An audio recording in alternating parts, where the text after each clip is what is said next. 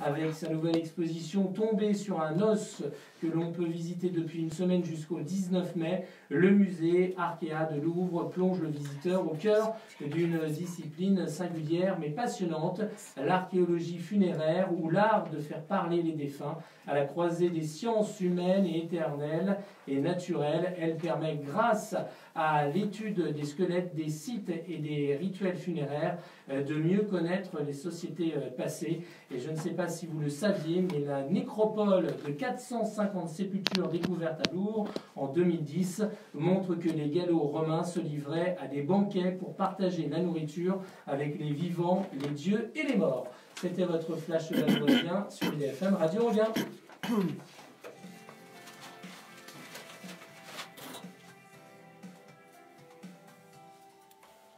Et c'est Florence qui arrive. Merci d'avoir été avec nous depuis 7 heures pour la matinale, comme chaque matin, du lundi au vendredi. Et elle tousse. Le virus est toujours là, c'est pénible. Hein. Même moi aussi, j'ai très mal à la gorge. On va se soigner et on va revenir en pleine forme demain de 7h à 9h. Nous partons sur l'indicatif du bar de l'économie. Et voici donc votre émission jusqu'à 10h30, présentée par Florence Sueur sur la radio du bien-être. Très bonne journée en ce mercredi 5 décembre.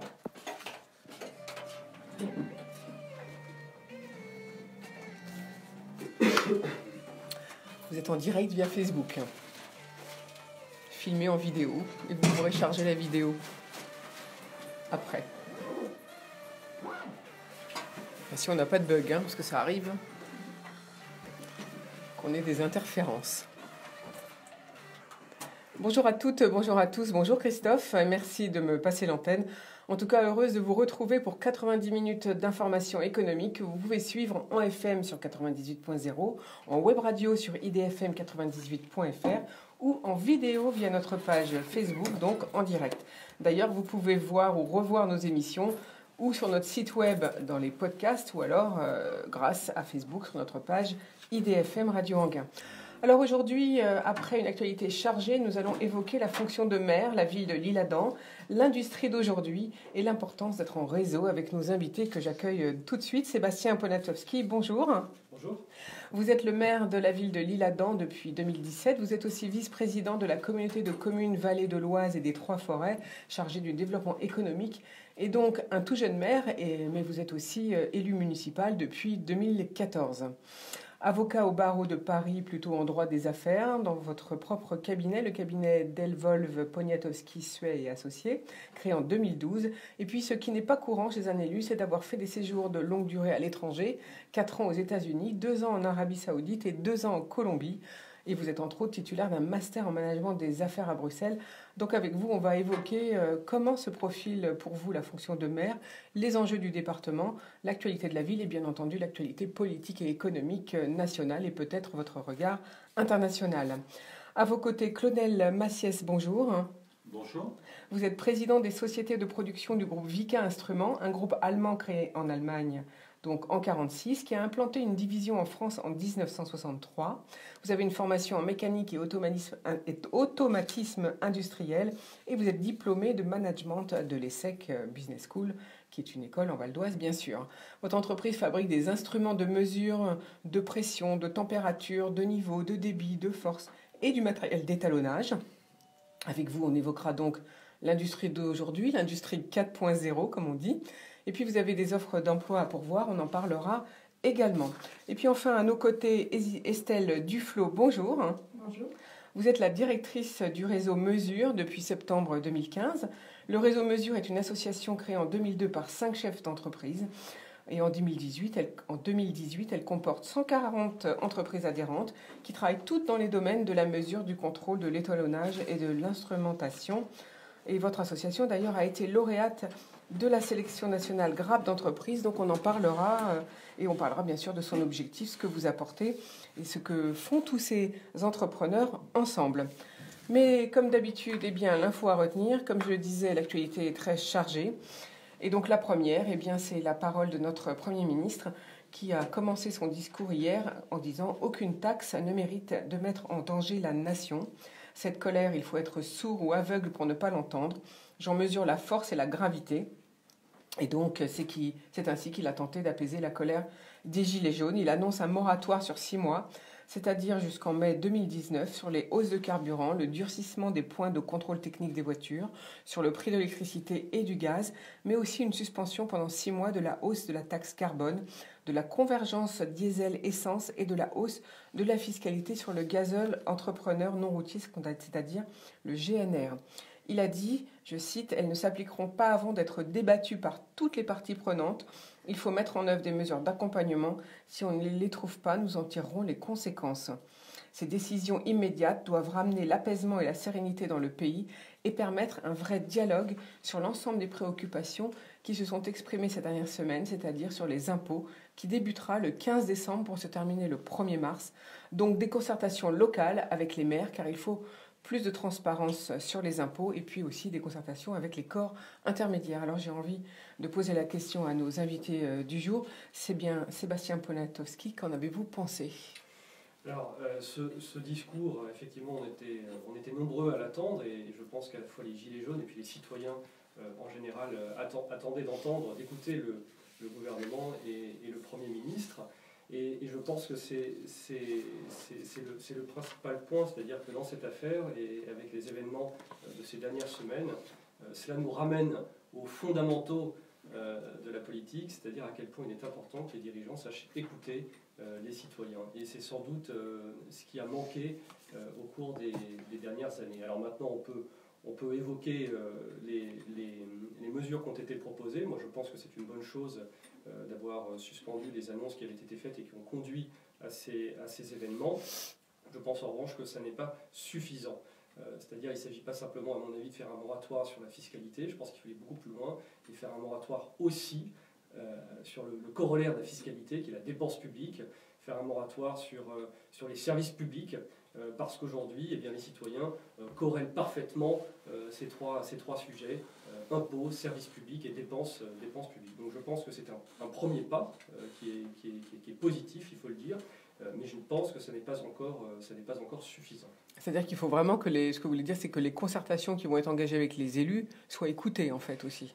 Je pense qu'il faut que les concertations avec les élus, les concertations aussi avec les représentants des manifestants et surtout aussi avec les corps intermédiaires. C'est-à-dire ce qui est frappant avec les événements de ces dernières semaines, c'est que les fameux corps intermédiaires et qui se plaignent depuis 1 an et demi maintenant de ne pas être écoutés par le gouvernement, eh bien sont aussi perdus finalement que le gouvernement, stupéfait par ces débordements, par cette colère, par cette souffrance qui émane de ce mouvement des Gilets jaunes. Donc oui, je pense qu'il faut que les corps intermédiaires, les élus, les syndicats, les associations, les politiques de façon générale, eh bien, reprennent le dessus et puissent être des interlocuteurs précieux pour le gouvernement. Merci beaucoup Sébastien Poniatowski. Claudel Massias, qu'en pensez-vous ? Écoutez, moi, en tant que chef d'entreprise, voilà. Je ne suis pas élu, donc ma réponse ne sera que personnelle et je ne représente que moi-même dans ces propos. Ce qui me frappe, je voudrais faire un peu d'histoire. Et moi, j'ai commencé à m'inquiéter lorsque la crise économique est arrivée. Ça commence à faire maintenant une dizaine d'années parce que la crise de 2008 elle est arrivée, elle a frappé l'économie et je me suis rappelé à ce moment-là que la guerre, et je ne veux pas être alarmiste, mais la Deuxième Guerre mondiale avait démarré également par une crise économique en 1929 qui s'était traduite 10 ans plus tard par ce qu'on a tous connu et qui a créé le malheur que l'on connaît, et je pense qu'il ne faut pas oublier cela. On a toujours l'impression qu'on est en train d'inventer des choses. Je pense que dans l'histoire, il y a un certain nombre d'éléments qui nous rappellent qu'il faut continuer à discuter. Et donc moi, mon propos ce matin sera simplement de dire aux élus, mais également aux Gilets jaunes et à tous les gens qui veulent s'exprimer, que la chose la plus importante qu'on a dans une démocratie, c'est la parole, et qu'on doit tout faire pour continuer à garder la parole, et qu'il n'y a rien de plus beau que de continuer à échanger. Mais sans récupération politique, je vois bien aujourd'hui les propos où je trouve que la classe politique a la mémoire courte, parce que Macron a certes un grand nombre, Monsieur Macron, pardon, a certes un grand nombre de défauts, mais un certain nombre des mesures qui sont aujourd'hui en œuvre ne viennent pas de lui. viennent des gouvernements précédents, de droite et de gauche, qui ont complètement oublié, parce que là, d'un seul coup, ils ont oublié, ils sont dans l'opposition, et ils n'ont qu'une envie, c'est revenir au pouvoir. Et donc je pense qu'à un moment aussi important qu'aujourd'hui, il serait temps d'avoir un peu plus, entre guillemets, d'unité nationale au niveau des politiques, comme on le réclame au niveau des représentants des Gilets jaunes, et plutôt de voir ce qui nous divise et ce qui nous intéresse d'un point de vue personnel, voir plutôt ce qui nous rassemble, et ce qui fait qu'on a la chance de vivre dans un beau pays, et quand on a voyagé un peu, on sait ce que ça veut dire de vivre en France. Merci beaucoup, colonel Massiès. Alors peut-être qu'aussi que les chefs d'entreprise ont des propositions à faire. J'ai entendu ce matin le président du MEDEF s'exprimer. Je pense que les chefs d'entreprise, ils savent au niveau économique ce qu'il faut faire. Qu'est-ce que vous en pensez, colonel Massiès? Ce que j'en pense, c'est que on revient toujours sur une notion de dialogue, mais moi je veux insister sur un point, c'est toutes les notions de récupération. Les chefs d'entreprise ne savent pas mieux que les élus, ne savent pas mieux que les gens qui travaillent ou les retraités ce qu'il faut faire. Il n'y a pas quelqu'un qui sait et quelqu'un qui doit écouter celui qui sait. Donc bien sûr, tout le monde sait, tout le monde se plaint des mêmes mots, mais n'a pas les mêmes solutions. Ce qui me frappe, c'est que l'on travaille ou qu'on soit consommateur, on ne raisonne pas de la même façon. Quand on travaille, on trouve que le travail a de la valeur et on veut de l'argent. Et quand on est consommateur, on va se jeter sur des produits d'importation asiatique ou autres, en oubliant qu'on a travaillé 4 heures avant, parce qu'on veut changer sa télé tous les 3 ans et que c'est vachement bien. Et donc ça, ma réflexion, elle est globale, elle est sociétale, elle n'est pas simplement de dire il y a celui qui sait, il y a celui qui ne sait pas. Ce qu'il va falloir qu'on s'aperçoive, c'est que dans ce pays, on a besoin les uns des autres, on a besoin de chefs d'entreprise qui ne sont pas tous des mauvais garçons, on a besoin de syndicalistes qui ne sont pas tous des anarchistes qui veulent faire la révolution, et on a besoin de politiques sensés qui représentent le citoyen et qui sont des élus du peuple. Donc oui, bien sûr, les chefs d'entreprise ont quelque chose à dire, mais j'ai envie de dire comme les autres, pas plus que les autres. Arrêtons d'affronter les gens les uns contre les autres. On a trop donné à l'entreprise, on n'a pas assez donné, etc. Je pense que ce n'est pas le débat. Ce qu'il faut voir aujourd'hui, c'est il faut qu'on travaille, il faut qu'on crée de la richesse ensemble. Et donc pour ça, on a besoin d'entreprise, on a besoin de tout le monde. Donc il faut que tout le monde se mette autour de la table et qu'on discute calmement en faisant des équations. Utopiste, mais je ne pense pas qu'il y ait d'autres solutions à part réunir tout le monde. Je répète là-dessus, les arrière-pensées politiques me fatiguent un peu parce qu'aujourd'hui, je trouve qu'il y a trop de récupération. Et bien sûr, on parle des extrêmes qui veulent récupérer, mais les partis qui nous ont gouverné avant, je trouve qu'ils ont un peu la mémoire courte. Un certain nombre de mesures, on a connu ça avec les bérets rouges, maintenant c'était pas les bérets, c'était les bonnets rouges. Donc c'était la droite et la gauche, la machin. Et après, on a connu Stop. Voilà, stop. N'oublions pas aujourd'hui que les élus de la nation ont également une responsabilité post-élective. Et donc lorsque certaines décisions ont été prises par les uns ou par les autres, ce que fait le président Macron aujourd'hui, c'est également de mettre en œuvre des mesures qui ont été prises par son prédécesseur, qui aujourd'hui se pavane avec les gilets jaunes. C'est facile de faire de la démagogie, mais quand on ose affaires, on s'aperçoit que c'est pas aussi simple que ça. Merci beaucoup, colonel Massiès. Effectivement, c'est important, comme vous l'avez dit, et comme vous l'avez dit tous les deux d'ailleurs, se mettre tous autour d'une table et poser les bonnes équations, c'est important, et la paix, c'est important. Alors, seconde info du jour, c'est Bruno Le Maire, le ministre de l'Économie et des Finances, qui s'exprimait lundi devant la presse. Il a parfaitement résumé les attentes des Français. Voilà ce qu'il a dit. Alors oui, les impôts sont trop élevés en France. Oui, les taxes sont trop nombreuses. Oui, le travail ne paye pas assez. Mais nous avons justement engagé la politique qui doit nous permettre de rompre avec ce modèle des 30 dernières années qui repose sur toujours plus de dépenses publiques, toujours plus de dettes et au bout du compte, toujours plus d'impôts et en particulier pour ceux qui travaillent. Nous avons engagé la politique qui doit nous permettre de mieux rémunérer le travail. Le travail doit payer plus.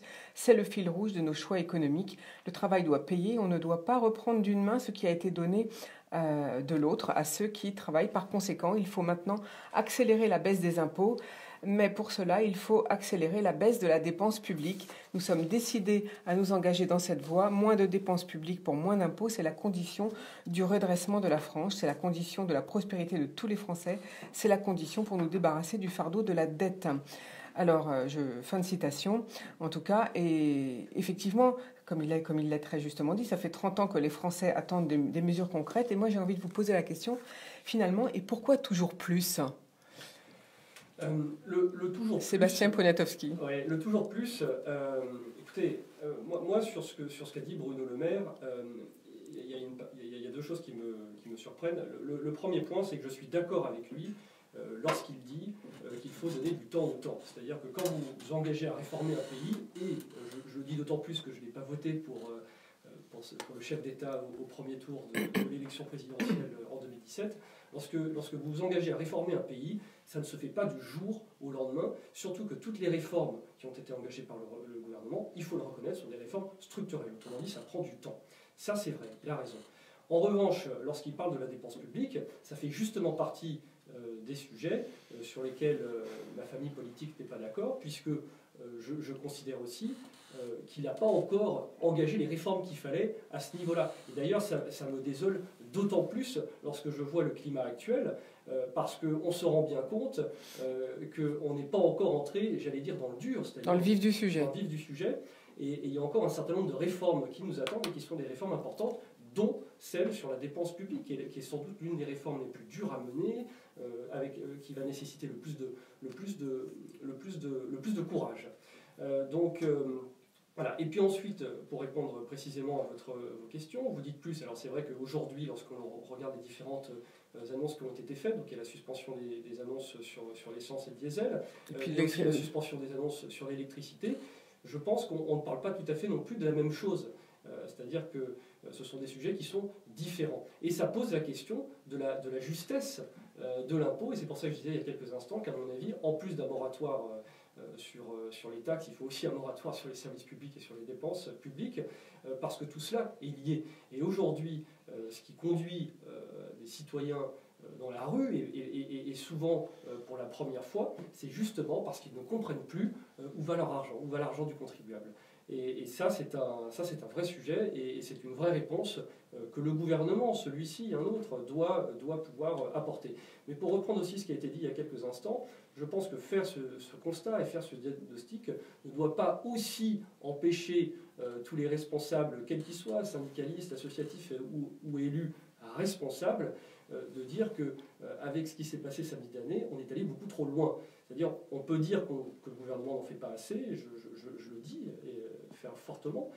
Maintenant, il faut aussi, aujourd'hui, j'allais dire, qu'on appelle au calme et qu'on ramène de la sérénité dans le débat. Et je trouve ça parfaitement irresponsable de la part de tous les élus politiques, en particulier, qui incitent les manifestants à retourner dans la rue le samedi prochain. Je trouve ça irresponsable. Je pense qu'il faut ramener de la sérénité dans le débat. Ces derniers jours, on a entendu dans les médias, à la radio, à la télévision, dans les journaux, des propos qui sont parfois, j'allais dire, totalement scandaleux dans une démocratie telle que la nôtre. Et aujourd'hui, il faut rappeler au calme, à la sérénité.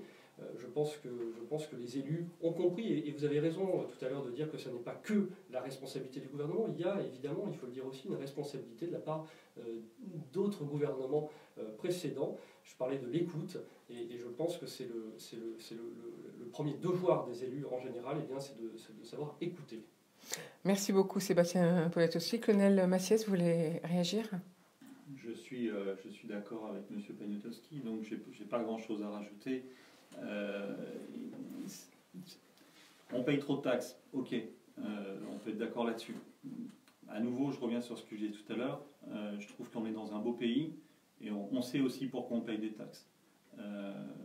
Tous les gens qui ont eu des soucis de santé, tous les gens qui ont eu besoin de la collectivité à des moments de leur vie le savent. Alors bien sûr, quand on a besoin de personne et on s'imagine qu'on peut vivre tout seul, et oui, on paye trop de taxes. Mais quand on est dans le besoin, on est bien content d'être en France. Pour moi, le point qui me saisit le plus dans tout cela, c'est que je pense qu'on n'a pas conscience de la chance qu'on a dans ce pays. On est toujours en train de voir ce qui ne va pas, en ayant un point zéro qui n'est pas le bon point zéro. Ça ne veut pas dire qu'il faut qu'on se satisfasse de tout, mais quand on voyage un peu, quand on regarde un petit peu ce qui se passe autour, il n'y a pas un autre pays où j'aimerais être aujourd'hui. Donc, raison garder, continuons à discuter, continuons à améliorer les choses, mais raison garder. Voilà. Donc, trop de taxes, oui. Okay. Est-ce que ça veut dire qu'il va falloir accepter d'avoir moins de soutien, peut-être, notamment au niveau de la dépense, je ne sais pas, médicale, par exemple? Enfin, on verra les mesures qui vont être annoncées, j'en sais rien, moi. Mon propos n'est pas celui-là, mon propos est l'inverse. C'est de dire aujourd'hui, est-ce qu'on veut garder notre modèle social ou pas? C'est ça. On a un modèle social qui est propre. Alors on prend toujours l'exemple de pays qui sont mieux que nous. J'entends ces exemples-là. Ce sont souvent des pays plus petits que nous. Quand on est dans des pays de notre taille et avec ce qui fait la force et la richesse de notre pays, je pense qu'il n'y a pas beaucoup de pays que l'on peut citer en modèle.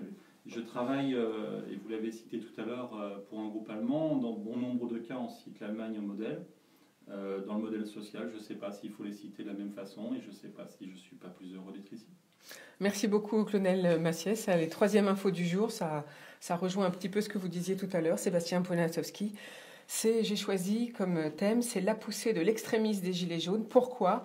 Car un autre sujet s'invite dans la mobilisation pacifiste des Gilets jaunes, c'est la thématique de l'immigration, ce qui explique aussi leur radicalisation. Depuis plusieurs jours, bon nombre de messages circulent sur les réseaux sociaux et des sites proches de l'extrême droite, tels que Riposte laïque, appelant les membres du mouvement à de nouveaux blocages. Pourquoi ? Eh bien parce que lundi 10 décembre, le chef de l'État doit se rendre à Marrakech au Maroc afin de ratifier le pacte de l'ONU sur l'immigration. Ce pacte recense entre autres 23 objectifs pour, je cite, des migrations sûres, ordonnées et régulières. Or, lundi, Marine Le Pen, présidente du Rassemblement national, a tenu une conférence de presse où elle a estimé que, je cite, le sujet n'était pas si éloigné de la révolte populaire des Gilets jaunes. Avec cette nouvelle trahison silencieuse de la nation, nos dirigeants franchissent une nouvelle étape dans la submersion organisée de notre pays. Selon elle, les Français prenant part au mouvement sont conscients qu'on ne peut pas accueillir des centaines de milliers de personnes supplémentaires sans que cela ait une influence sur l'équilibre de nos budgets sociaux et de notre territoire. Donc des paroles bien sûr rapidement relayées sur les réseaux sociaux par les gilets jaunes, certains gilets jaunes qui sont en train de devenir extrémistes. Des organisations du coup d'extrême droite allemande ont également créé un lien entre leur condamnation du texte de l'ONU et la mobilisation des gilets jaunes de samedi. Et 3 d'entre elles ont lancé un rassemblement en gilets jaunes pour dénoncer ce pacte de Marrakech, a rapporté Le Monde. Mathieu Tardis, chercheur à l'Institut français des relations internationales, a déclaré à France Info que ce pacte de l'ONU sur les migrations est non contraignant. Et oui, c'est-à-dire qu'il n'impose aucune mesure politique spécifique aux États signataires. L'immigration restera une compétence des États. Aucun traité international ne peut imposer aux États d'accueillir des migrants. Il a indiqué qu'il faut un dialogue mondial et une gouvernance mondiale sur les questions d'immigration. Et c'est ça qui est prévu dans ce pacte de l'ONU. Du coup, on comprend mieux pourquoi Christophe Castaner, ministre de l'Intérieur, entendu par le Sénat hier, a invité les Gilets jaunes raisonnables à ne pas se rendre samedi à Paris et à se désolidariser des extrêmes et à ne pas se rassembler, bien sûr, samedi prochain. Alors, Sébastien Poniatowski, je pense que vous voulez réagir. Vous parliez d'irresponsabilité tout à l'heure. Oui, alors, je pense que dans ce que vous venez d'évoquer, il y a plusieurs sujets. Mais ce que je veux dire d'abord, c'est que je pense très sincèrement que tous les responsables appellerait ou qui attiserait cette violence, ces manifestations, ou qui chercheraient à les récupérer, font une grave erreur. Et d'ailleurs, on voit bien que c'est la raison pour laquelle, notamment les partis, qu'on appelle les partis de gouvernement, ne le font pas. C'est-à-dire, on peut tout à fait comprendre cette colère et cette souffrance qui émanent de ce mouvement, mais je pense que c'est une erreur d'essayer de les récupérer. Donc oui, je pense que le Rassemblement national fait une grave erreur. C'est, à mon sens, tout à fait irresponsable. Et je pense que c'est aussi une erreur de lier le mouvement des Gilets jaunes à ce texte sur l'ONU. Vous savez, moi, très sincèrement, oui, je pense que l'immigration est un véritable défi pour notre pays. Je pense que la façon dont il est traité par le gouvernement n'est pas la bonne, et je pense que le gouvernement n'en fait pas assez sur ce sujet-là. Je pense aussi que c'est un sujet qui doit être traité à l'échelle européenne. Et c'est, pour en parler maintenant, mais ça fait partie des propositions qui seront faites par les différentes formations politiques à l'occasion des élections européennes à venir. Maintenant, même en ayant ces idées, je pense aussi pouvoir dire que c'est le rôle de l'ONU de s'intéresser à ce qui est d'abord un drame humain. Et c'est ça le sens de ce texte, c'est de répondre à ce drame humain. Et je pense que les 190 États, je crois, qui vont le signer. Et je pense qu'il ne faut pas empêcher la France, évidemment, de le faire. Mais c'est indépendant de la façon dont ce sujet doit être traité, dont cette problématique doit être traitée, à mon avis, par la France et par l'Union européenne. Ce sont des sujets qui sont différents. Et je pense que c'est irresponsable de les lier. Je pense que c'est de la mauvaise foi. Et je pense que c'est déloyal vis-à-vis des personnes engagées qui peuvent nous écouter ce matin ou sur d'autres radios. Merci beaucoup. Vous voulez réagir, Clonel Massiès ? Attention aux amalgames, tout simplement, c'est qu'on voit bien le régime du mouvement populaire qui est soutenu par la majorité des Français, des Gilets jaunes. On comprend bien la détresse d'un certain nombre de nos concitoyens pour boucler la fin du mois, mais attention aux amalgames, on est en train aujourd'hui, dès qu'il y a une mesure qui ne va pas, de tout vouloir lier. Attention aux amalgames. Et je ne peux pas croire aujourd'hui que les Français soient à 70% d'accord avec ce qui est en train de se passer, avec le durcissement qui est en train de se passer. C'est pas la France, et je suis convaincu qu'aujourd'hui, il faut réagir. Et la meilleure façon de réagir, c'est de se désolidariser de quelque chose qui dérape. Merci beaucoup pour votre intervention. Alors, autre info du jour, c'est des ouvertures supplémentaires le dimanche pour les commerces, déclarées par Bruno Le Maire, notre ministre de l'Économie et des Finances, à l'issue de sa réunion avec les représentants des organisations professionnelles pour répondre aux pertes de chiffre d'affaires de 35% le samedi 17 novembre et de 18% le samedi 24 novembre au niveau national. Le rétablissement de l'ordre est donc la priorité absolue, a-t-il dit. 15 à 25% de baisse de chiffre d'affaires dans la grande distribution, 20 à 40% dans le commerce de détail, moins 15% pour certains marchés de gros et de marchandises fraîches, mais aussi dans la restauration, entre 20 à 50% de baisse suivant les lieux. Et pour la première fois, une baisse des réservations hôtelières de 15 à 20%. L'industrie est elle aussi touchée avec des pertes de commandes et de véhicules chez Renault, chez Peugeot et des baisses plus importantes dans l'industrie agroalimentaire. Du coup, une cellule d'urgence pour les entreprises impactées par le mouvement des Gilets jaunes est ouverte en Île-de-France. Cette cellule de continuité économique sera gérée par la Directe. J'ai déjà reçu la Directe, souvenez-vous, il y a quelques semaines, ils sont venus s'exprimer à ce micro. Donc si vous avez été impacté, un guichet unique vous reçoit et vous aide à traiter vos problèmes. Prenez contact avec eux par mail ou par téléphone. Donc voici le mail, c'est idf.continuité sans accent, @direct.gouv.fr et leur téléphone 06 10 52 83 57. J'inscrirai sur notre page Facebook, bien sûr, et puis sur notre site web ces adresses pour que vous puissiez les contacter. Les agents orienteront les entreprises vers les dispositifs les plus adaptés à votre situation, c'est-à-dire qu'ils vous aideront à placer des salariés en chômage partiel, à déroger au repos dominical ou pour la durée du travail, à l'allonger si besoin ou à la réduire si besoin. Ils vous aideront aussi pour les reports d'échéances fiscales, sociales ou de médiation avec les assurances ou avec les banques. Voilà. Et puis Muriel Pénicaud a demandé au préfet de favoriser justement les ouvertures supplémentaires le dimanche pour les commerces qui n'en bénéficieraient pas. Le premier d'entre eux concerne bien sûr ce dimanche, le 9 décembre, et s'applique à tous dans la branche multicommerce. L'arrêté fixe donc les contreparties légalement dues aux salariés et précise le choix de travailler ou non, qui doit être fait sur la base du volontariat. Les heures effectuées ne donneront droit bien sûr à un repos compensateur équivalent et à une majoration de la rémunération prévue par l'accord collectif, soit donc au moins égal ou au double de la rémunération normalement due. Alors je pense que là, Sébastien Poniatowski, ça vous concerne directement puisque vous avez un gros centre commercial qui jouxte votre ville. Qui est sur notre territoire, effectivement. On ne l'a pas dit tout à l'heure, mais je pense que l'une des premières raisons pour lesquelles il faut évidemment appeler au calme, c'est notamment pour des raisons d'économie. C'est-à-dire qu'on voit bien que ces 3 samedis consécutifs font mal à notre économie. Et ce qui est évidemment préjudiciable à la fois pour les entreprises et à la fois aussi évidemment pour les salariés. Et pour ça, je fais partie de ceux qui seront toujours partisans d'une certaine forme d'ordre pour éviter ces débordements. Sur ma commune, on a eu effectivement des blocages, en particulier les 2 premiers samedis des manifestations, ce que je regrette. Sur ma commune aussi vivent des chefs d'entreprise qui ont des commerces ailleurs dans le Val d'Oise ou dans l'Oise et qui aussi m'ont fait part des difficultés qu'ils rencontraient dans leur zone d'activité commerciale ou tertiaire. Donc oui, je pense que c'est une mesure évidemment, pour laquelle je suis très favorable. Je suis favorable de façon générale à l'ouverture des commerces le dimanche. Je l'étais au moment de ces débats. C'était déjà la loi Macron sous le précédent quinquennat. Et je suis évidemment favorable à toutes les mesures qui peuvent aider les commerces, aider les entreprises de façon générale, tout le temps, mais encore plus, j'allais dire, dans les moments un petit peu difficiles et troubles que l'on rencontre en ce moment. Mais de toute façon, il y a d'autres pays où les commerces ouvrent 24 heures sur 24, 7 jours sur 7. Moi, Clonel Massiès, je vous passe la parole. une fois de plus, qui est le plus impacté? Le commerce de proximité. Et on est en train de favoriser quoi? Le commerce Internet avec des gens qui sont loin sur des plateformes dont les gens qui travaillent dans ces sociétés se plaignent de la façon dont ils sont traités.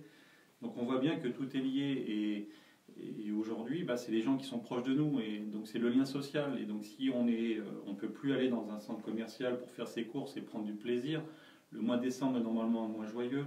On ne doit pas être dans un état de stress comme on l'est à chaque fois qu'on prend sa voiture actuellement. Donc on n'a plus de plaisir, on se met derrière un ordinateur, on achète par internet avec un mec qu'on ne connaît pas, qui est à l'autre bout du monde. C'est la société que l'on veut. Moi j'en suis pas convaincu, en tout cas c'est celle que personnellement je ne souhaite pas. Donc pour ça, laissons des libertés. Oui, comme vous avez dit aussi très justement tout à l'heure, en fait, on oublie quand on est consommateur, on travaille, on oublie. Et vous avez dit tout à l'heure qu'il faut être responsable aussi quand on est consommateur. Il faudra peut-être mieux favoriser finalement, c'est ce que vous vouliez dire, le Made in France. Le Made in France ou le Made in Europe, aujourd'hui, je pense que notre avenir n'est pas simplement en France et à 10 km. Aujourd'hui, on est 7 milliards sur cette planète.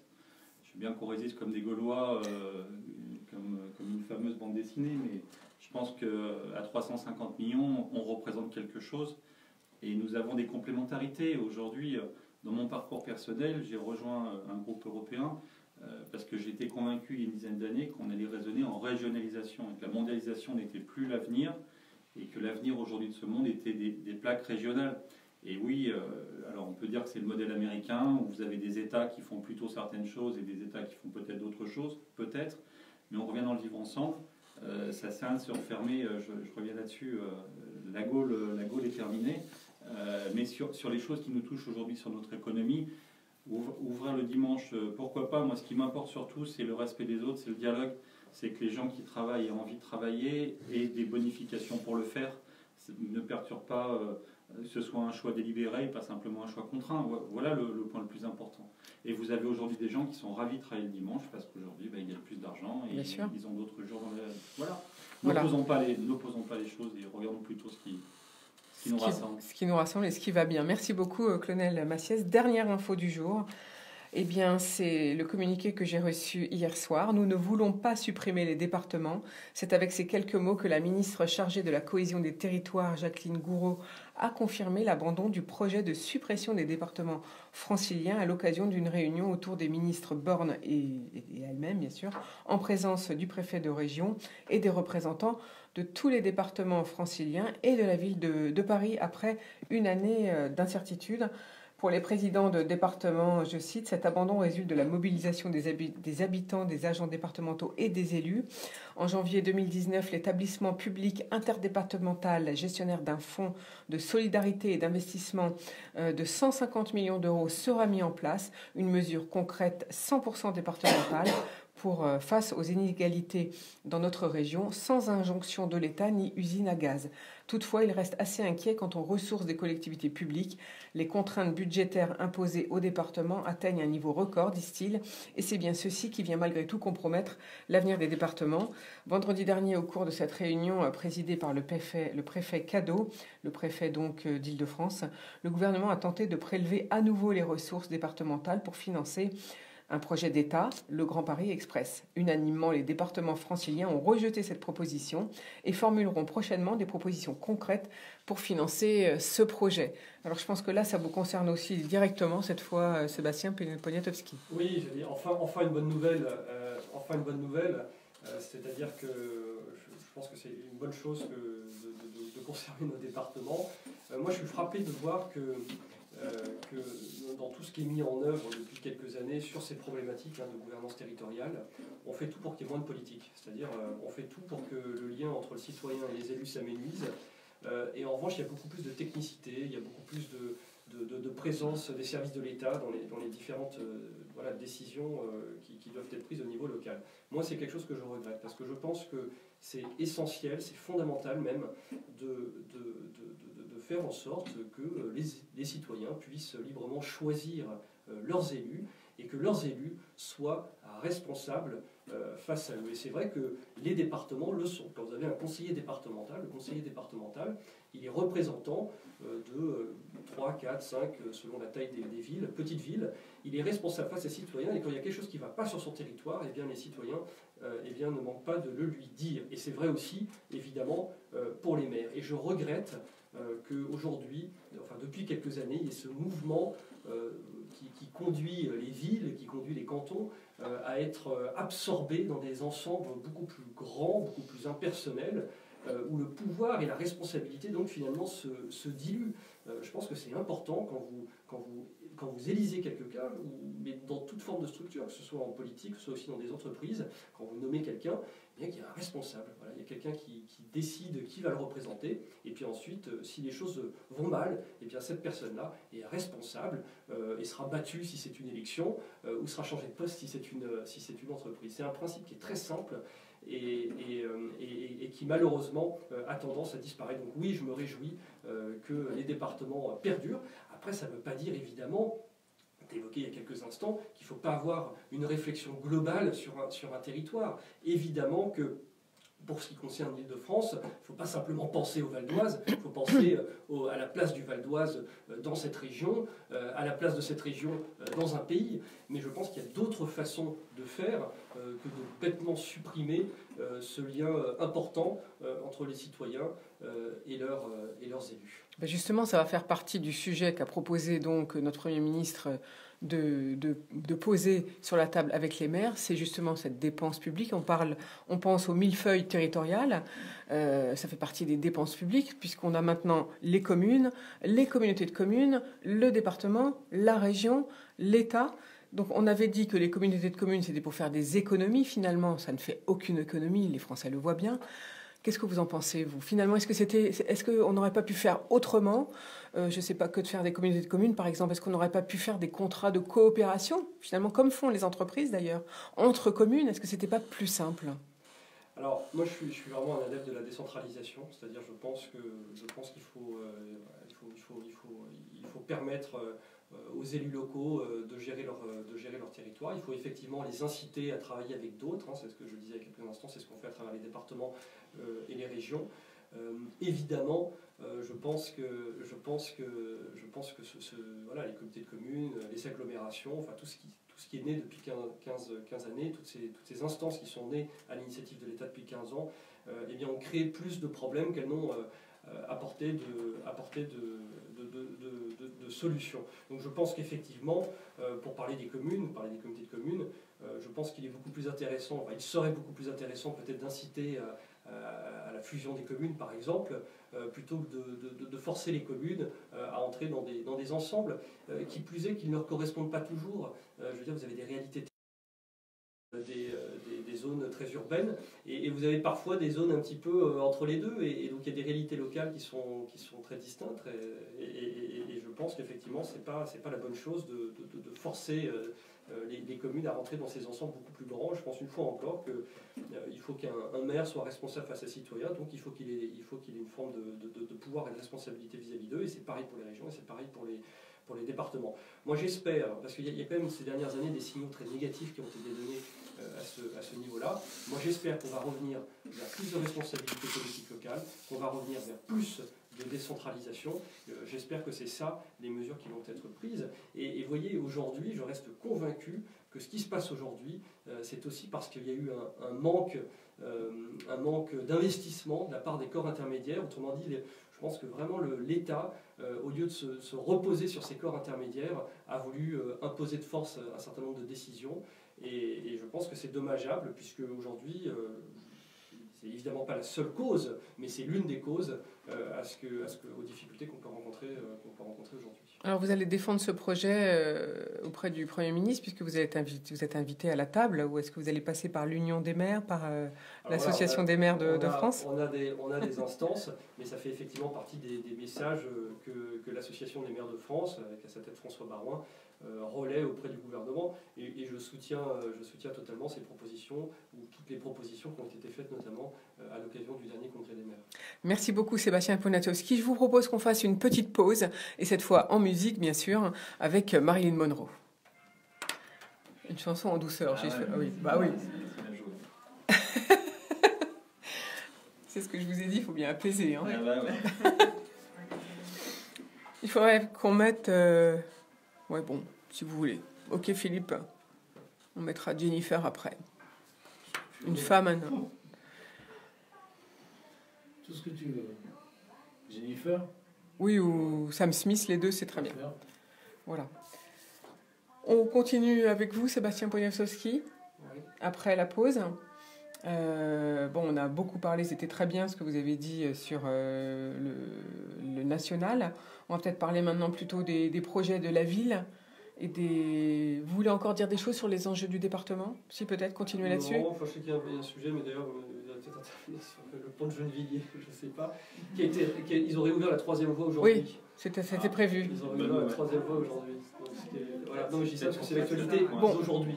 On va peut-être justement... Depuis 5h du matin. Depuis 5h du matin. Donc on va continuer sur les enjeux du département, puis après on parlera de la ville en dernier, des projets, et puis en conclusion, vous parlerez de la fonction de maire, comment vous la sentez, juste parce qu'il y avait quand même un gros... En tant que jeune maire, c'est intéressant de voir comment vous voyez la fonction de maire évoluer finalement. Alors là, encore plus maintenant, c'est drôlement intéressant, je trouve. Parce qu'il y a un sondage qui est paru il n'y a pas longtemps. On voyait bien que les Français ne connaissent pas qui est le président des communautés de communes.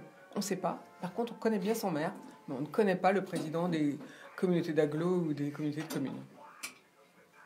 Donc ça veut tout dire. Hein. Ça veut tout dire. Pour les Français, c'est un limbe administratif. Quelle communauté de communes ici, on regarde bien? Eh ben, c'est Plaine Vallée. C'est Striano. La réalité, c'est que c'est horriblement compliqué, les communautés de communes. C'est horriblement compliqué. Oui, mais enfin, moi je pense que Je n'en connais pas une où ça se passe bien. Attends, ils sont là, je vois là dans la nôtre, ils sont une 60aine à débattre. C'est pas possible. Bah non. Le problème il est là. Ah. Le problème il est là, c'est qu'aujourd'hui, en fin de compte, on dilue. Bon, vous voulez le dire au micro ou pas? Non. On dilue les pouvoirs. On rajoute oui, mais c'est ça. les pouvoirs. Mais c'était ça le but. Vous regardez, moi je pense en fait. on ne peut pas rester avec, c'est quoi, 36 000 communes Non, on ne peut pas non plus, on peut pas. Mais quand vous faites une commune... Philippe, il nous reste combien de secondes? 15 secondes.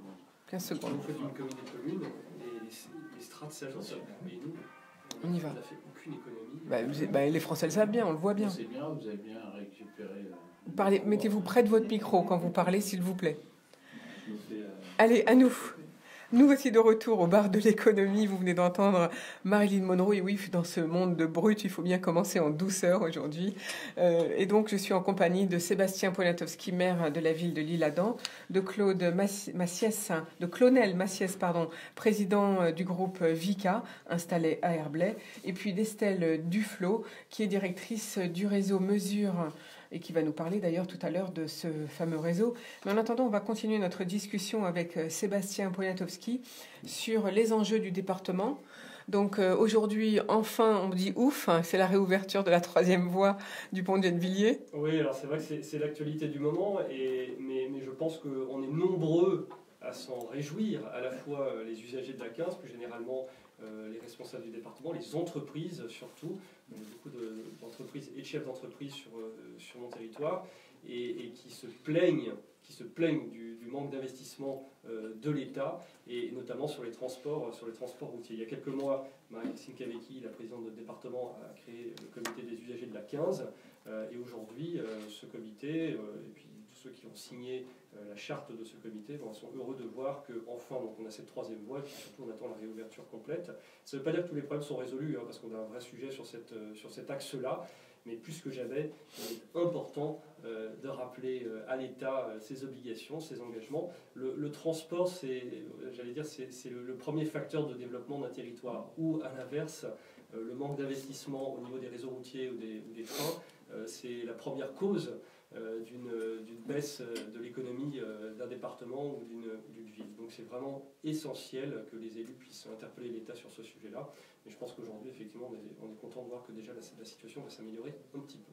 Alors, quels sont pour vous, Sébastien Poniatowski, les enjeux du département, justement, pour les années à venir? Les enjeux du département, le Val-d'Oise, c'est un département, on considère que c'est un département qui a été un peu le grand oublié du Grand Paris, qui a été le grand oublié des investissements importants que l'État doit engager sur ce territoire. Moi, je suis content de voir, il y a quelques jours, j'étais avec Valérie Pécresse, je suis content de voir que depuis l'élection de cette nouvelle majorité à la tête de la région, il y a de nouveau des investissements qui sont faits par le département au niveau des transports, au niveau des logements. Je sais que dans les transports, il y a notamment la ligne H, dans laquelle la région a considérablement investi. Elle a fait des investissements qui auraient dû être faits depuis de nombreuses années déjà. On nous parle de 700 nouvelles rames qui sont en cours d'installation ou qui vont l'être dans les années à venir.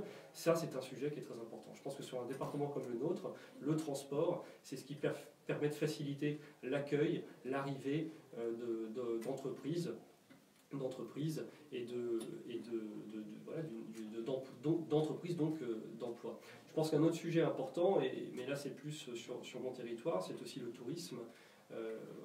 On est situé en bord d'Oise, dans cette vallée d'Oise des impressionnistes, et je pense qu'il y a un fort enjeu touristique qui n'est pas juste lié simplement d'ailleurs à ma commune, mais qui est lié vraiment, qui concerne toutes les communes qui longent l'Oise depuis la ville de Pontoise. Et ça, c'est un sujet aussi important, je pense, pour les années à venir. On est content d'accueillir des entreprises, que ce soit des services et des industries, mais je pense qu'il faut aussi qu'on arrive à mettre en valeur dans notre département la culture et le tourisme. Alors justement, on va situer l'Isle-Adam pour les auditeurs qui ne connaisseraient pas. Donc l'Isle-Adam est une ville au centre du nord du Val d'Oise, située sur la rive gauche de l'Oise, à 25 km à vol d'oiseau au nord-ouest des portes de Paris. À une dizaine de kilomètres au nord, c'est Pontoise. Sur la rive gauche de l'Oise, il y a donc l'Isle-Adam. De l'autre côté, à droite, je voulais dire, il y a Parmain. Et puis, votre ville compte environ 16 000 habitants, c'est ça? Non, c'est plus petit. C'est plus petit. 12 500. Bon, j'ai été un peu généreuse. Donc, 12 500 habitants. Et on appelle ces habitants les Adamois. C'est bien ça? Oui, tout à fait. Voilà, l'Isle-Adam est au cœur donc, du Val d'Oise, au cœur de la forêt, avec des espaces verts importants, 95 hectares, un parc public, square, étang, jardin, roseraie, allées vertes, pistes cyclables. Et puis à l'entrée de la commune, il y a le parc Manché d'une superficie de 5 hectares. J'ai bien résumé, je pense. Donc il fait bon vivre, en fait, à l'Isle-Adam. C'est une ville où il fait bon vivre. Elle a cette particularité d'être à la fois une ville résidentielle et en même temps, on a la chance, et on se bat pour ça, d'ailleurs on en parlait il y a quelques instants, d'y accueillir de nombreux commerces, de nombreux restaurants. C'est une ville touristique. Il y a 3 villes touristiques dans le Val d'Oise.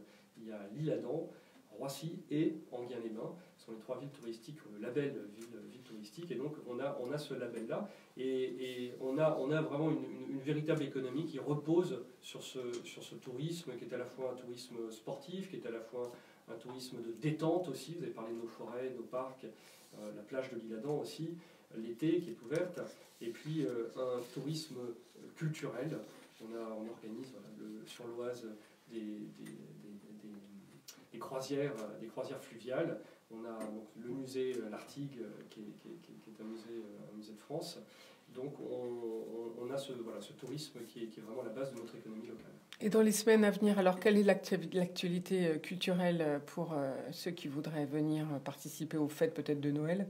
Alors, on a nos fêtes de Noël, les festivités organisées le week-end du 21 décembre. Donc j'invite tous les auditeurs qui nous écoutent ce matin à venir à l'Isle-Adam le samedi, le dimanche et le lundi, puisqu'on aura donc notre marché de Noël traditionnel, un feu d'artifice que l'on organise traditionnellement le samedi soir, et puis une patinoire aussi qui est installée dans le centre-ville, et puis évidemment tous nos commerces qui sont parés de leurs plus belles décorations pour accueillir les visiteurs à l'Isle-Adam.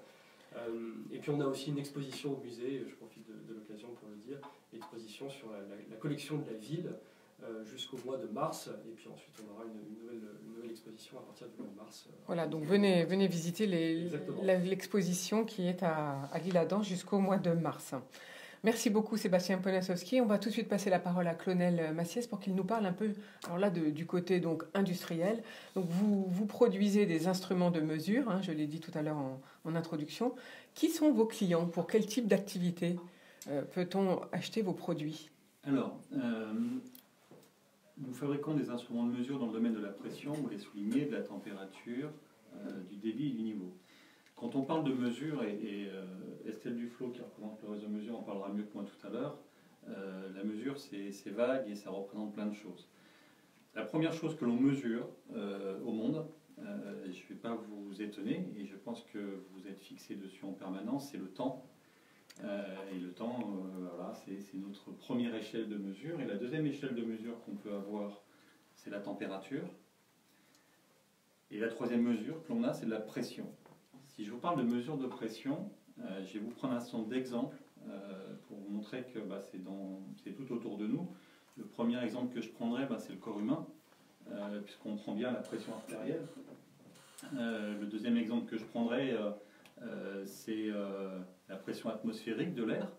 Le troisième exemple que je prendrai, c'est la pression de l'eau si vous avez besoin d'un chauffe-eau électrique. Tout ça pour vous dire qu'aujourd'hui, la mesure de pression et de température, vous en trouvez tout autour de vous, dans tous les domaines. Et une des particularités de Vicat, c'est d'être présent chez vous sans que vous en soyez conscient, parce qu'un bon nombre des produits que nous fabriquons sont au nom de notre client et ne sont pas au nom de Vicat. Donc vous avez aujourd'hui une chaudière d'une marque X, vous avez 8 chances sur 10 que ce soit fabriqué par Vicat, mais vous verrez la marque de votre chaudière sur votre produit. Donc aujourd'hui, la mesure, vous en trouvez partout, tout type d'industrie. On a certes des industries qui sont plus importantes, je ne vais pas dire que d'autres, mais qui sont pour nous nos principaux métiers.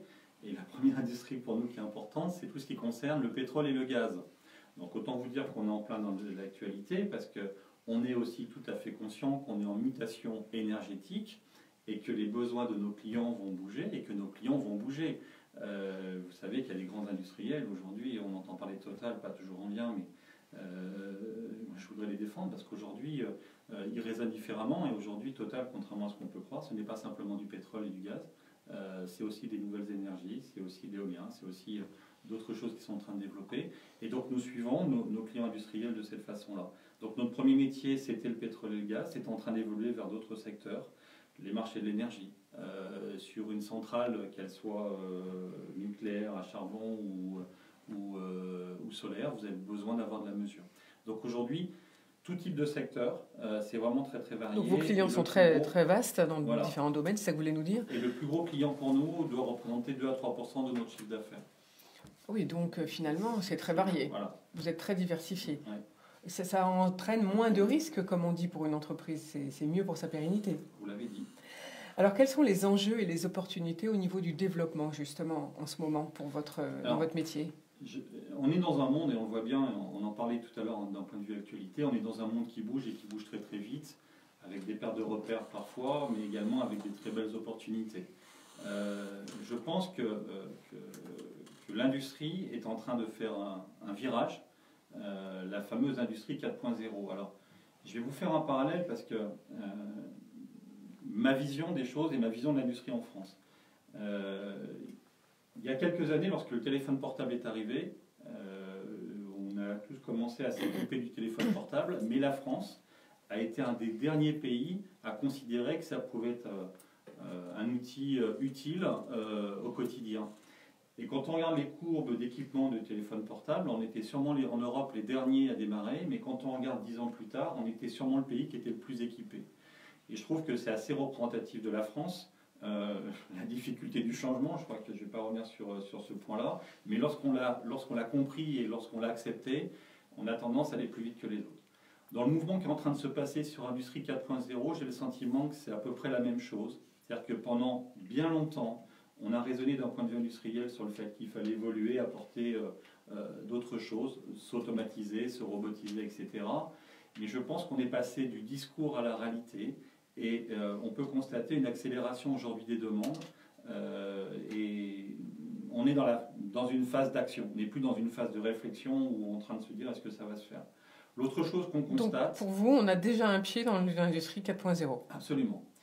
L'autre chose qu'on peut constater dans cette industrie 4.0, et je voulais le souligner, c'est, j'ai envie de dire pour une fois, les industriels, y compris concurrents, ont réussi à se mettre d'accord sur quelque chose. Et donc on souligne souvent les choses qu'on ne fait pas bien, mais je crois qu'il faut aussi souligner les choses que l'on fait bien. Dans cette industrie 4.0, les industriels sont en convergence, ont bien compris les enjeux et veulent avancer de la même façon. Pourquoi c'est important pour nous? Parce que quand on est en train d'inventer quelque chose, si chacun a une idée pour l'inventer, comprenez, pour celui qui investit, c'est un peu compliqué pour savoir qui a la bonne idée. Quand vous avez une convergence de personnes qui viennent vous voir en disant c'est ça qu'on veut dans ce cadre-là, et ben pour nous c'est beaucoup plus simple parce qu'on sait comment les suivre et les accompagner. Et dans le cadre Industrie 4.0, un certain nombre de protocoles de communication sont en œuvre. La France, je pense, est en avance. Et dans le cadre de VICA, ça s'est traduit comment? Ça s'est traduit, on a fait des nouvelles acquisitions, parce qu'on n'avait pas automatiquement les compétences en interne pour attaquer ces nouvelles technologies dans le cadre de 4.0. Et les investissements qui ont été faits dans des entreprises françaises. Donc on a racheté des startups technologiques.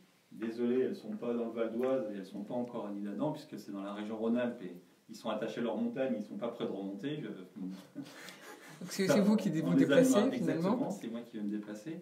Mais donc on a acquis des compétences avec des startups technologiques qui nous ont rejoints pour développer cette industrie 4.0 et nous avons des discussions actuellement avec quasiment tous les grands industriels français pour implémenter ces solutions. Alors on est en mouvement, voilà. Donc il y a des solutions et ça avance bien.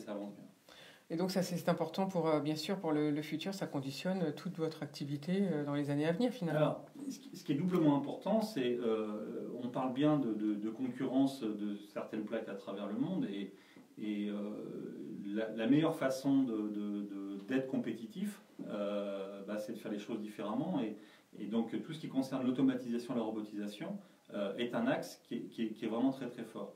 Des pays industriels majeurs ont compris ça depuis un certain nombre d'années. Je citerai le Japon ou l'Allemagne pour citer que ces deux pays-là. Mais c'est une bonne façon de garder son industrie. C'est faire en sorte que le coût du travail ne pèse pas de la même façon et donc on ne soit pas rédhibitoire par rapport à un pays qui ne paye pas ses travailleurs. Aujourd'hui, quand on achète en Chine, on sait très bien ce que ça veut dire. On est dans un rapport de 1 à 10 sur le coût du travail. Si on investit sur un outil de production, ce rapport va s'inverser. Toutes les questions de mutation énergétique avec le coût du transport va aider à la localisation, etc. Donc aujourd'hui, les industriels, ça l'ont bien compris. Et pour nous, c'est important de garder nos clients. Certes, je travaille, VICA est un groupe international. Pour ma part, je suis responsable des activités en France. Et donc ce qui m'intéresse, c'est de garder mes clients en France. Et pas simplement que les groupes internationaux se développent aux 4 coins du monde. Je leur souhaite. Mais je souhaite qu'ils gardent des choses en France. Et donc le mouvement qui est en train de se faire permet également de pérenniser nos activités. Alors pour vous, le coût du travail, donc, comment est-il positionné en ce moment par rapport aux autres pays? Tout va dépendre de quoi on parle. C'est-à-dire que si aujourd'hui on parle de produits technologiques sur lesquels des produits où les coûts de main-d'œuvre sont très bas ne viennent pas nous chercher, on n'a pas de problème sur le coût du travail. Je pense que là, une fois de plus, il n'y a pas une réponse. C'est-à-dire que certes, votre travail est plus valorisé lorsque vous êtes sur quelque chose que les autres ne font pas, que lorsque vous êtes sur quelque chose qui est complètement bagarré où tout le monde peut le faire. Et donc, lorsque tout le monde peut le faire, il faut que le coût du travail pèse moins. Et la façon qui pèse moins, c'est qu'on utilise d'autres moyens. Ce n'est pas de baisser les salaires, c'est qu'on utilise d'autres moyens pour le faire. Donc aujourd'hui, cette question de compétitivité, c'est aussi faire en sorte que les entreprises bougent leur ligne et investissent dans ce cadre-là. Donc il y a une notion, pour que les entreprises le fassent, il y a une notion de confiance. Il faut pouvoir se projeter dans l'avenir. Parce qu'aujourd'hui, quand vous faites un investissement, entre le moment où vous investissez et le moment où ça vous rapporte, on revient dans une notion de temps. Donc il y a une notion de confiance. On a besoin du pouvoir public pour nous accompagner, nous protéger. Le politique est très important dans ce cadre-là. Mais je suis optimiste parce que je vois les choses bouger. Il y a quelques années, je n'avais pas la même vision de l'industrie en France qu'aujourd'hui. Je pense qu'aujourd'hui, l'industrie en France, on a enfin compris qu'on avait besoin de créer de valeur, qu'on n'allait pas pouvoir tous vivre autour du tourisme et autour des services sociétale, et qu'on avait besoin de créer de la valeur et qu'en création de valeur, on avait besoin d'entreprises. C'est vrai que depuis quelques mois, on remet l'industrie au premier plan de la France et il était temps, parce que ça fait 30 ans qu'on avait plutôt tendance à oublier l'industrie. Pour vous donner un chiffre simple, dans la création de la valeur dans notre pays, l'industrie représentait il y a 30 ans 27% de la création de la valeur de la France. Aujourd'hui, l'industrie représente 12%. Voilà. Je crois qu'avec ce chiffre-là, on résume plein de choses.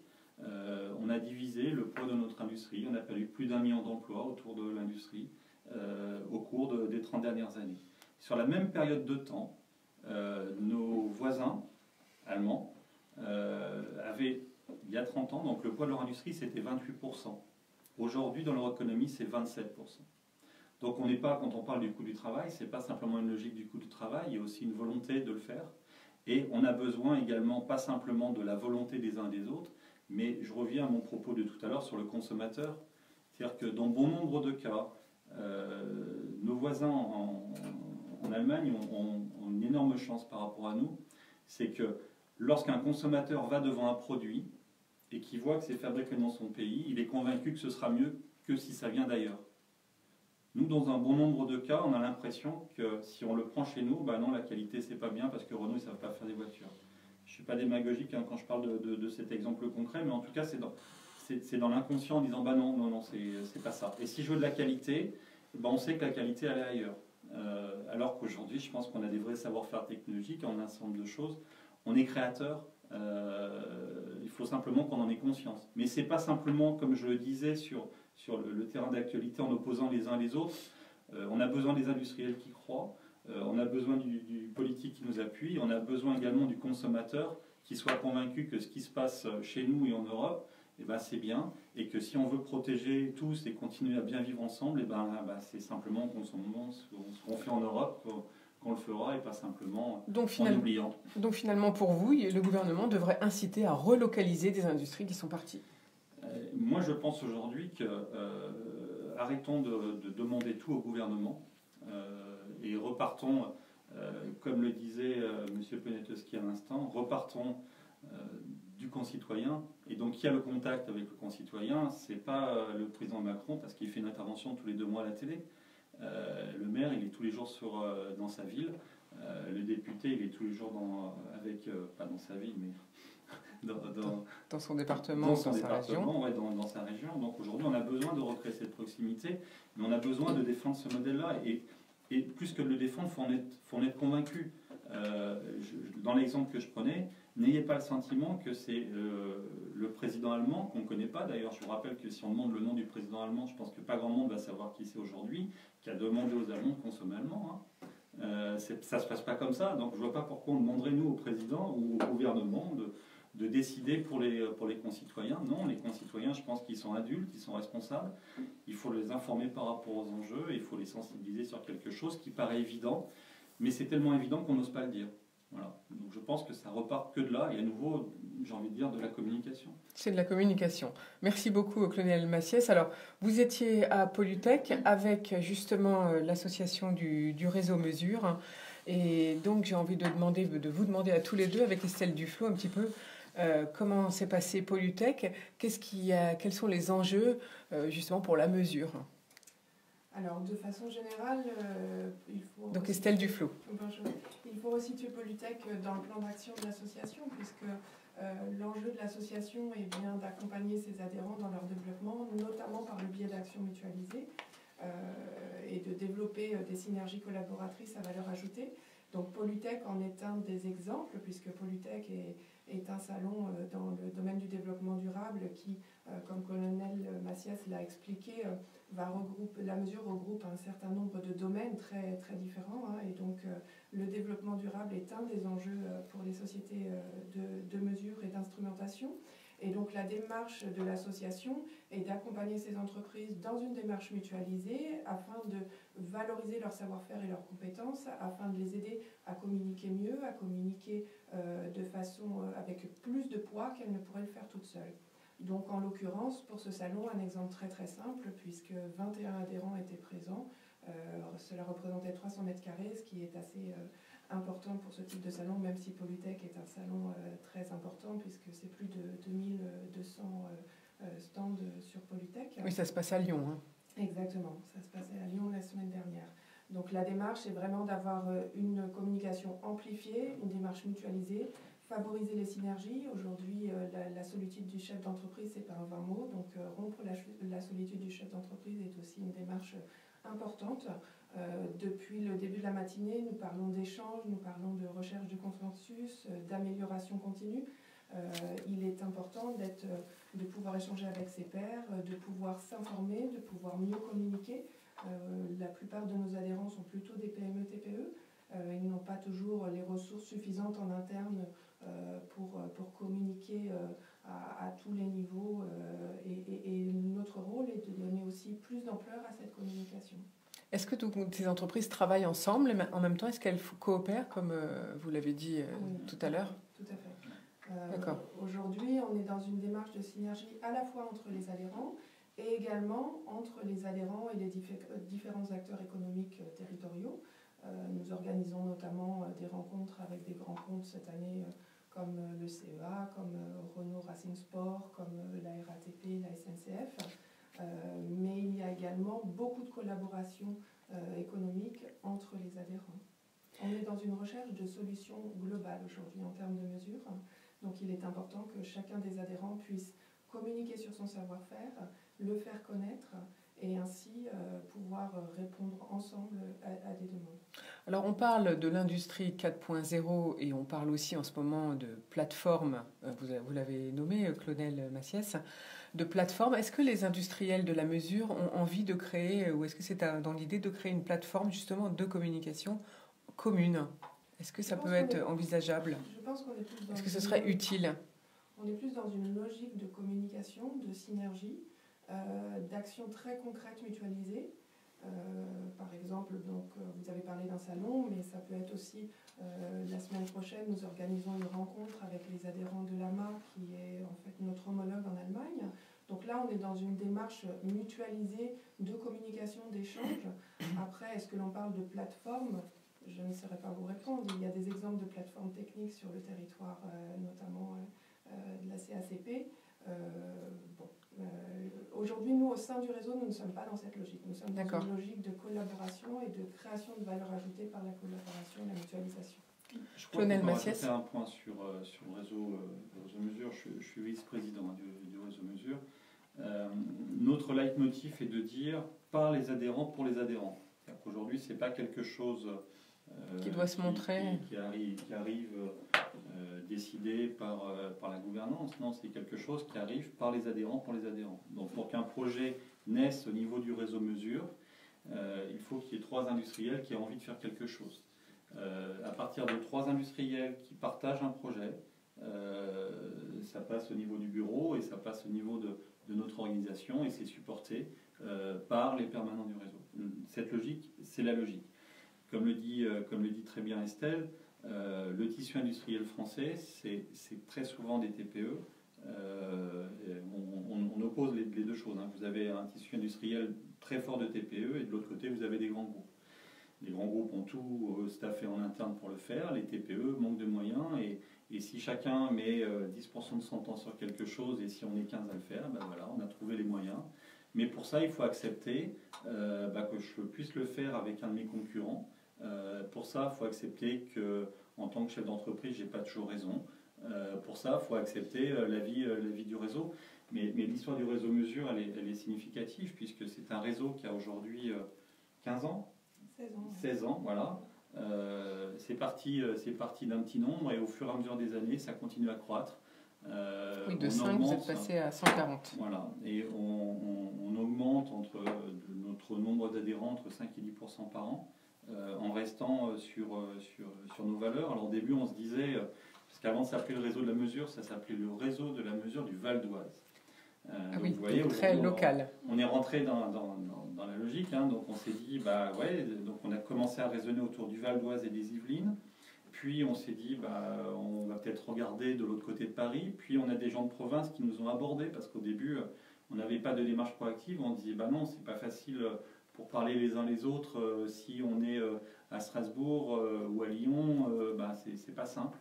Si, à partir du moment où on veut, on a commencé à le faire. Puis, comme Estelle le souligne, on commence à discuter avec nos collègues en Allemagne qui partagent les mêmes sujets que nous et on continue à construire des choses. On est vraiment en logique de réseau, autour d'un métier, d'un seuil de compétences, mais en revenant sur un point essentiel, par les adhérents.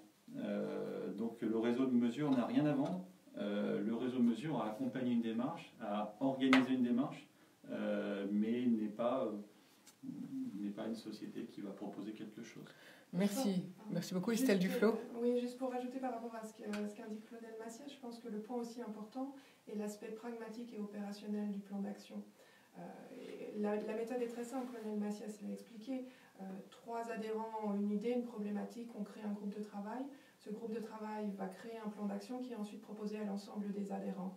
Donc aujourd'hui, comment le réseau s'est développé au niveau régional puis national? Bien sûr, il a été labellisé lors de l'appel à projet grave d'entreprise en 2010 qui lui a donné bien entendu une ampleur régionale plus importante. Mais son développement aujourd'hui, 37% des adhérents sont situés hors Île-de-France, c'est fait naturellement par le biais des actions. À partir du moment où on est dans une logique vraiment de réelle collaboration productive, je dirais, nous créons un certain nombre d'actions et quand je dis nous ne sommes qu'un lien de coordination auprès de ces chefs d'entreprise qui sont les adhérents de l'association. Et ce sont par les actions que le développement se fait. Mais finalement, est-ce qu'on peut vivre pour une entreprise, quelle qu'elle soit, finalement, si on n'est pas en réseau actuellement? J'ai envie de vous dire non. Non. Je pense aujourd'hui... alors, oui et non. Si vous êtes dominant sur un marché, je pense que vous faites le marché, vous n'avez pas besoin des autres. Mais aujourd'hui, est-ce que... non. Les bonnes idées, elles sont partout. Il faut simplement accepter, dans le monde de l'entreprise, mais comme dans plein d'autres mondes, de partager quelque chose. Et pour le chef d'entreprise, le plus compliqué dans la démarche intellectuelle, c'est de se mettre dans une logique de dire je vais partager mon pouvoir et je ne vais pas décider tout seul. Mais lorsqu'on le fait, qu'on commence à récupérer des fruits, les gens viennent au réseau en disant je vais gagner de l'argent. Ils restent au réseau parce que ça leur apporte d'autres choses d'un point de vue beaucoup plus personnel. Et l'isolement du chef d'entreprise, c'est une vraie réalité. On a besoin de partager, on a besoin d'échanger, on a besoin de s'apercevoir qu'on n'est pas tout seul à partager cette problématique. Et en réfléchissant à plusieurs, on trouve souvent la solution.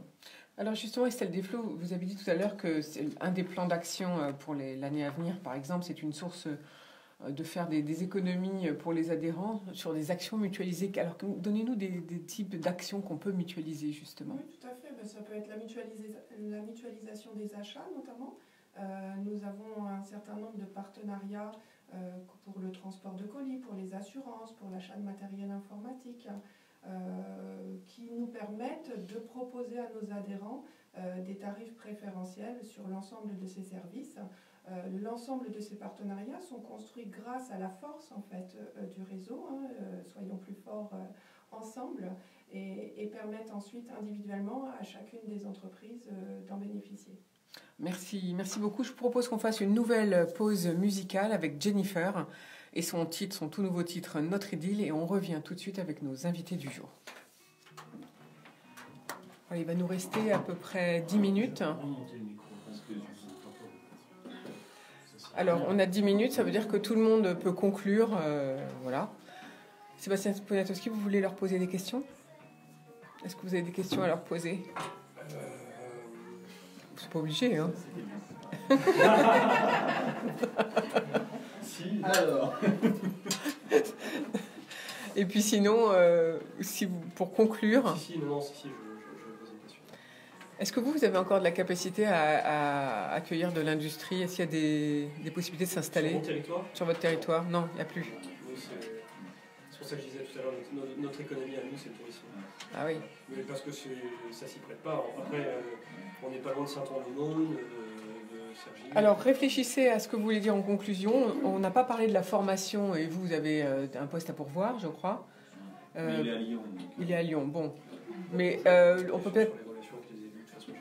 D'accord. Et au niveau de la formation, peut-être on peut aborder... Est-ce que c'est un point que vous traitez dans le réseau? Non, on ne traite pas. Pas directement. En fait, les RH, c'est un point qui est sensible dans le sens où il est difficilement... on peut le traiter difficilement de façon mutualisée. Les besoins sont là, mais le traiter de façon mutualisée n'est pas toujours évident. C'est-à-dire qu'en termes de formation, une formation qu'on a traitée au réseau à un moment, c'est la formation des dirigeants. Parce que là, effectivement, on est sur quelque chose où Bien On sûr. peut partager les mêmes Oui. problématiques au niveau du dirigeant. Mais rentrer dans le détail des entreprises, sachant qu'on est concurrent. Hier, j'avais l'association d'Inactive, ils mettent en place tout un programme là-dessus. Si ça faudra rentrer en contact avec eux si ça vous intéresse. Non, Parce- mais Parce qu'un de leurs adhérents, il fait ça, ça s'appelle bras droit du dirigeant, il met en place toute une... C'est très intéressant. ce qu'ils font. On est labellisé centre de formation, on est agréé centre de formation et labellisé Datadoc et nous proposons effectivement un programme de formation à Ah, on y va. Attends, j'ai cru que c'était la fin, j'ai eu peur. Nous voici de retour au bar de l'économie. Je suis aujourd'hui en compagnie de Sébastien Poniatowski, maire de l'Isle-Adam, de Clonel Massiès, président des sociétés Vica, ça s'appelle en fait Vica Instruments, et puis d'Estelle Duflot, directrice du réseau Mesure. Et nous parlons donc aujourd'hui, bien sûr, tout ce qui est public, mais aussi l'industrie 4.0. On n'a pas parlé de la formation. Mais avant, peut-être que Sébastien Poniatowski, vous avez une question à poser à Clonel Massiès, je crois. Oui, monsieur Massiès. Mais je vous écoutais attentivement. Et c'est vrai qu'il y a une chose qui m'a frappé dans ce que vous avez dit. Je vous rejoins complètement. C'est vous disiez le gouvernement ne peut pas tout, l'État ne peut pas tout. Et sur ce point, je suis assez d'accord avec vous. Je pense maintenant qu'effectivement le gouvernement doit instaurer un climat d'ensemble et doit fixer les grandes règles qui permettent à des entreprises comme la vôtre de se développer de la meilleure façon possible dans notre pays. Ça, je pense que c'est essentiel. Mais je pense qu'effectivement, après, c'est à vous aussi de créer vos débouchés. Et sans doute, vous l'évoquiez d'ailleurs, de travailler avec les élus locaux, notamment, que ce soit les régions, les départements, parce que je pense que quand vous allez vous installer dans une région, quelle qu'elle soit, vous allez, l'étudier aussi en fonction, alors peut-être des employés ou des salariés que vous y trouverez, parce qu'il y a peut-être, on parlait de formation, il y a peut-être des régions qui sont plus aptes à vous permettre de trouver les salariés et les employés qui travailleront dans votre société, peut-être aussi en fonction de vos fournisseurs, de vos clients. Et je me demandais justement comment vous travaillez au quotidien avec les élus, en l'occurrence les élus d'Île-de-France. Si vous avez des échanges réguliers ou des moments qui vous permettent d'échanger sur vos préoccupations. Alors, je vais peut-être vous étonner, mais je suis un chef d'entreprise heureux de ma relation avec les élus. Ça, c'est bien. Et je vais vous expliquer pourquoi en étant très pragmatique. Une des difficultés de l'entreprise, c'est le recrutement, c'est de faire venir des talents. Et on s'aperçoit qu'avec le temps, les jeunes diplômés n'ont pas les mêmes besoins ou ne veulent pas vivre les mêmes choses que leurs aînés. Il y a quelques années, le rêve de tout jeune diplômé qui s'installait, c'était d'avoir son pavillon en banlieue. Aujourd'hui, en région parisienne, on a beaucoup de diplômés qui veulent vivre dans Paris. Et donc, ils vont chercher un boulot, mais ils veulent vivre dans la ville. Et ils ont une relation à la ville qui est totalement différente. Ça veut dire pour une entreprise telle que la nôtre, qui sommes implantés à Herblay, il faut faire venir ces talents. Et autour du transport public, on a un vrai sujet. Donc on a fait quoi? Je vais vous étonner, c'est qu'on a monté une association, on s'est mis en réseau d'entreprises. Donc on a créé le réseau, l'association du Parc des Bellevues, la zone d'activité sur laquelle on est. On s'est rapproché de la communauté de communes de Cergy-Pontoise pour voir avec eux, expliquer notre problématique, qui était tout simplement la fréquence des bus dans notre zone industrielle. C'est un travail long, toujours trop long et toujours trop... tout le monde voudrait aller plus vite. Ça nous a mis 3 ans, mais on a multiplié la fréquence des bus dans notre zone industrielle par 2. Donc en mettant d'un côté le politique, avec ses moyens, parce qu'il fallait faire des choses, les chefs d'entreprise qui s'engageaient et c'est Stivo. La Stivo, oui. Le Stivo qui adhère au projet. Donc aujourd'hui, on a 2 fois plus de bus. Alors ça, c'est un exemple concret. On a d'autres exemples. Une des difficultés qu'on peut avoir aujourd'hui sur nos entreprises, et je ne voudrais pas rouvrir un débat un peu difficile, c'est des invasions de nos terrains par les gens du voyage. Donc ça, c'est une des problématiques. Là aussi, on discute avec les élus pour trouver les meilleures solutions, faire en sorte que tout le monde peut vivre, mais bon, il y a des libertés individuelles à respecter. Donc aujourd'hui, régulière, et j'ai la chance d'avoir des élus qui nous écoutent et on avance concrètement. Voilà, donc quand même deux points, enfin un point très important, c'est quand même le transport, vous venez de le dire, finalement, pour attirer les talents, il faut des transports adaptés, et c'est ça la priorité, en fait. Et puis peut-être la formation, parce que vous dites qu'on a du mal à faire venir les talents, est-ce qu'ils sont formés comme vous le souhaitez quand ils viennent? Je suis désolé, je vous ferai la même démarche. C'est-à-dire qu'aujourd'hui, ça part de différentes choses. C'est-à-dire que VICA appartient à un syndicat professionnel qui discute avec le ministère de l'Enseignement par rapport à des formations dont on a besoin. À un moment, puisqu'on parle d'industrie 4.0, les jeunes préfèrent être derrière les ordinateurs que derrière les instruments. On a expliqué que nous, en tant qu'industriels, on avait besoin d'avoir des jeunes formés. L'éducation nationale a continué à investir par rapport à ces formations. Donc aujourd'hui, dans cette démarche, on sait qu'on est accompagné. Et de l'autre côté, l'entreprise doit s'aider elle-même. C'est-à-dire qu'aujourd'hui, on ne peut pas tout attendre de l'autre. Et donc, on a un travail à faire avec nos collaborateurs pour continuer à les former dans le cadre de la formation continue. Moi, ce que je demande en tant que chef d'entreprise, c'est considérer qu'aujourd'hui, nous sommes des gens intelligents et que nous pouvons faire les choses et qu'on n'a pas besoin de nous contraindre en permanence pour qu'on les fasse. Et si aujourd'hui, on n'est pas intelligent pour les faire, je pense que ces entreprises, elles n'ont pas beaucoup d'avenir.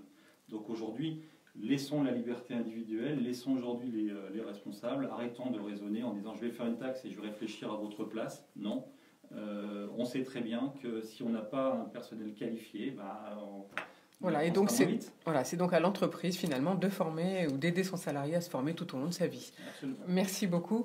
Il nous reste peu de temps, il nous reste 3 minutes. Donc Estelle Duflo, pour conclure, peut-être on peut rappeler ce qui se passe au mois de décembre quand on est adhérent au réseau Mesure. Donc je crois que le 6, vous avez un enjeu, un dîner. Dites-nous un petit peu. Tout à fait. Donc nous travaillons aussi en collaboration avec d'autres associations, dont le CIFL, le syndicat des fournisseurs de laboratoires.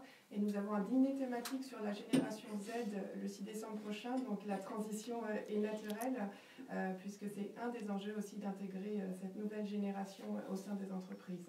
Et puis cette rencontre le 11 décembre avec l'AMA. Qu'est-ce que l'AMA ? Tout à fait. Donc l'AMA est notre homologue en Allemagne, donc l'association des sociétés d'instrumentation et de mesure en Allemagne.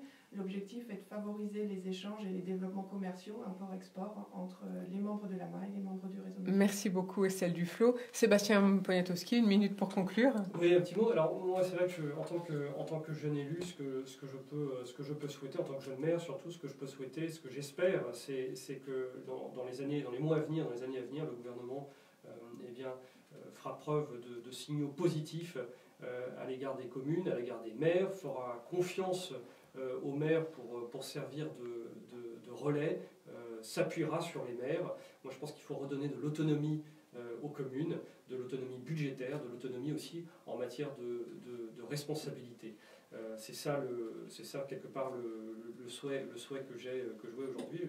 À titre personnel, le mandat de maire, je le trouve passionnant, et si je suis maire, c'est d'abord parce que j'aime ma ville, mais c'est aussi parce que j'ai un sens de l'engagement, j'aime le service, et je pense que ce qu'on attend de nos dirigeants politiques, c'est d'abord de savoir servir, de savoir écouter, de savoir avoir une vision, et c'est peut-être tout ça aujourd'hui qui manque, et ça fait partie des solutions, je pense, pour restaurer de la concertation, restaurer de la confiance. Je pense qu'il faut ramener aussi de l'exigence dans le débat politique et dans la façon qu'ont les élus d'exercer leurs fonctions. Merci beaucoup Sébastien Poniatowski. Merci à vous trois pour votre présence sur IDFM ce matin. Merci beaucoup. Demain matin, je reçois Rachid Temal, sénateur du Val d'Oise et des chefs d'entreprise. Donc je vous souhaite d'ici là une belle journée. À demain. On va se quitter avec un tout petit extrait de musique, mais promis, c'est Sam Smith. Et promis, demain, je vous la repasse en priorité en entier. À demain. Bonne journée.